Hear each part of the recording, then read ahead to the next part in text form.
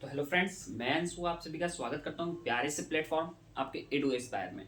तो आज हम लोग जानने वाले बायोलॉजी के कुछ महत्वपूर्ण टॉपिक जो कि क्लास 11 और नीट के लिए बहुत ही सफिशिएंट और बहुत ही जरूरी होने वाला है।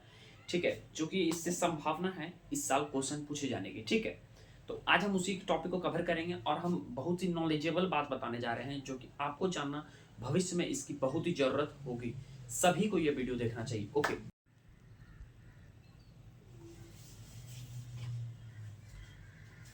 तो हेलो फ्रेंड्स, आज हम लोग समझने वाले हैं कि बच्चों में माँ के गर्भ में पल रहे शिशु में जो जॉन्डिस होता है वो हो जाता है कैसे।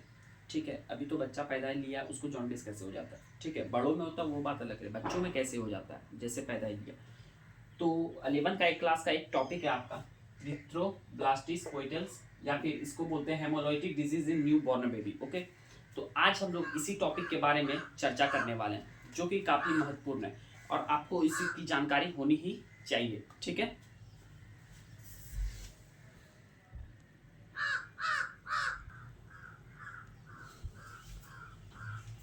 तो मदर जो होती है, जो माता होती है, माता उसका जो ब्लड होता है, उसका ब्लड होता है निगेटिव। माता का अगर ब्लड निगेटिव है, माता का जो मदर का जो है ब्लड क्या हो, निगेटिव हो, तो उसको फर्स्ट प्रेगनेंसी में क्या होता है, उसका बेबी का जो ब्लड होता है, अगर ब्लड उसका पॉजिटिव आरएच है, क्या है पॉजिटिव आरएच है, तो उसमें क्या होती है, ये दोनों मिलता, ब्लड नहीं मिलता उस टाइम क्या होता है, ब्लड नहीं मिलता है। अभी नया नया धरती पे एगो वंश आने वाला था, अब वो मिट जाएगा। आप भी यही सोच रहे हैं, गलत, नहीं मिटेगा। समझिए, due to the placenta acting as a barrier, placenta माँ के गर्भ में पल रहे शिशु, प्लेसेंटा होती है, क्या होती है, जिसे अपरा कहते हैं, जिसे चीरा जाता है। ठीक है, उसके कैसा कार्य करती है, बैरियर के तरह। बैरियर देखे हैं ना, जो कि किसी को रोकने में मदद करता है। उधर से धारा आ रहा है, इधर से प्रभाव आ रहा है, रोको रोको रोको, एज ए बैरियर। प्लेसेंटा जो यहाँ पर क्या क्या कार्य कर रही है, बैरियर का कार्य कर रही है। ठीक है, mother and foetus, foetus means बच्चा, बेबी। मदर और फोइटस का ब्लड आर सेपरेटेड, कहा जाता है दोनों अलग अलग हो जाता है। प्लेसेंटा का कार्य कर रही है दोनों को अलग अलग करने का, नहीं करता है, दूध वाला अलग कर देंगे और पानी वाला अलग कर देंगे। ठीक है, उसी तरह प्लेसेंटा का कार्य है, प्लेसेंटा वहां पर रहती है, placenta acting as a barrier. ठीक है, उसका भी, माता का भी ब्लड को अलग कर देता है, और जो यहाँ पर फोइटस होता है, बेबी जो होता है, शिशु जो होता है, उसका भी ब्लड को क्या करता है, सेपरेट कर देता है, अलग कर देता है। ठीक है, अलग करने के बाद क्या करता है, यहाँ पर नो प्रॉब्लम, यहाँ पे कोई प्रॉब्लम ही नहीं होता है।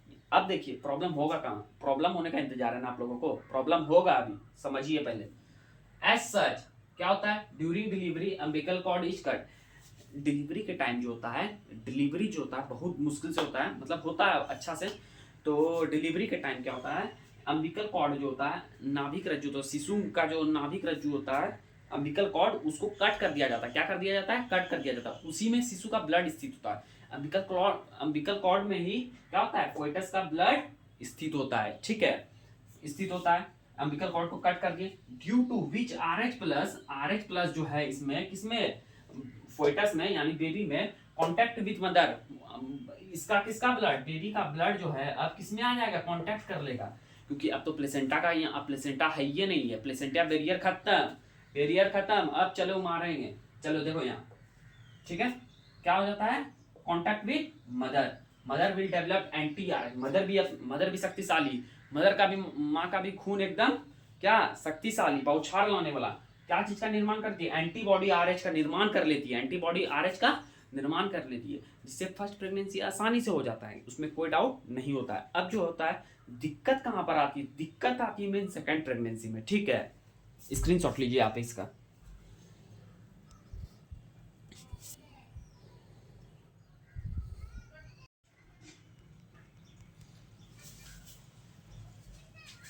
फर्स्ट डिलीवरी जो हुआ था उसमें तो कोई दिक्कत नहीं हुआ था। अब जो सेकंड डिलीवरी होने वाला, सेकंड शिशु जो जन्म लेगा, दूसरा शिशु अगर जन्म लेता है, तो उसमें देखिए क्या क्या दिक्कतें आती हैं। ठीक है, समझिए।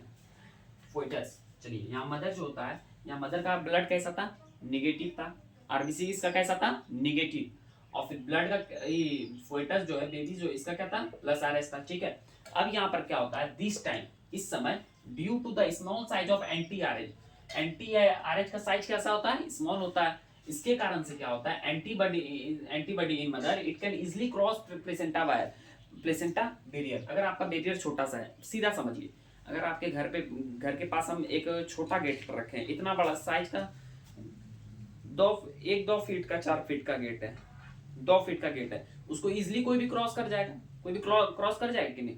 इसलिए माता का जो होता है एंटी आरएच जो होता है वो क्या होता है, स्मॉल साइज होने के कारण, स्मॉल साइज होने के कारण क्या होता है, एंटीबॉडी का निर्माण करता है, लेकिन इसका साइज क्या स्मॉल है, जिससे वो क्या कर सकता है, प्लेसेंटा जो बैरियर है, प्लेसेंटा का जो बैरियर रहता है उसको आसानी से क्रॉस कर लेता है, उसको आसानी से पार कर लेता है, ठीक है।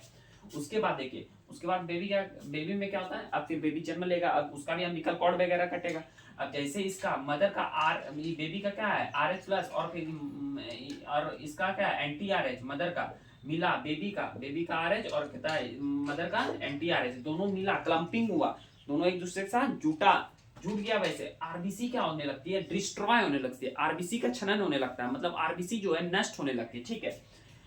इसी का घटना को हम लोग कहते हैं इरिथ्रोब्लास्टोसिस, ठीक है। समझ में आया आप लोगों को, ठीक है। इसी पूरी घटना को कहते हैं इरिथ्रोब्लास्टोसिस, ठीक है। देखिए अम्बिकल कॉर्ड कट हुआ, सेपरेट तो अब होने का चांस है नहीं, प्लेसेंटा बैरियर एकदम क्या होगी, प्लेसेंटा बैरियर क्रॉस कर जाती है, रुकती नहीं है, ठीक। इसी घटना को क्या कहते हैं, इरिथ्रोब्लास्टोसिस, ठीक है। आप इसका एक स्क्रीनशॉट लीजिए।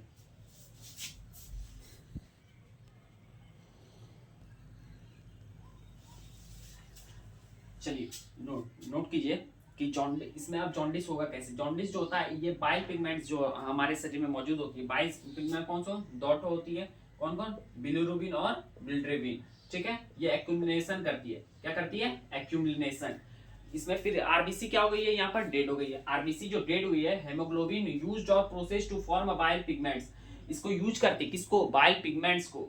आरबीसी क्या हो गई, डेड हो गई, आरबीसी खत्म, बाइल पिगमेंट्स, आरबीसी बढ़ेगा, आरबीसी का अगर आरबीसी खत्म हुआ बढ़ेगा तो बाइल पिगमेंट्स ऑटोमेटिक बढ़ेगा, जो बढ़ेगा ईबी बढ़ेगा तो ईबी बढ़ेगा, आरबीसी डिस्ट्रॉय वाला बढ़ेगा तो ईबी बढ़ेगा, ठीक है, बाइल पिगमेंट्स बढ़ेगा। और बेबी को इसमें क्या हो जाएगा, जॉन्डिस का शिकायत हो जाएगा, हो जाएगा कंफर्म है, ठीक है, जॉन्डिस हो जाएगा, ठीक है। और जिसमें माता को क्या हो जाएगी, एनीमिया नामक रोग हो सकती है, ब्लड का डिस्ट्रॉय हो रहा है, ऑटोमेटिक बात है, ब्लड का क्या हो रहा है, डिस्ट्रॉय हो रहा है, आरबीसी बन ही नहीं रहा है, तो क्या हो जाएगी, मदर को एनीमिया नामक रोग हो जाएगा, ठीक है। और फिर सेवरल केस, बहुत अत्यधिक केस में क्या होता है, बेबी डेथ का सिचुएशन हो जाता है, बेबी का जो है, बच्चों का, शिशु का जो है मरने का सिचुएशन हो जाता है। माता को कुछ नहीं होने वाला है, माता नहीं मरेगी, लेकिन बेबी जो है वो डेथ के कंडीशन पे आ जाता है। इन सेवरल केस में देखा गया है, ठीक है।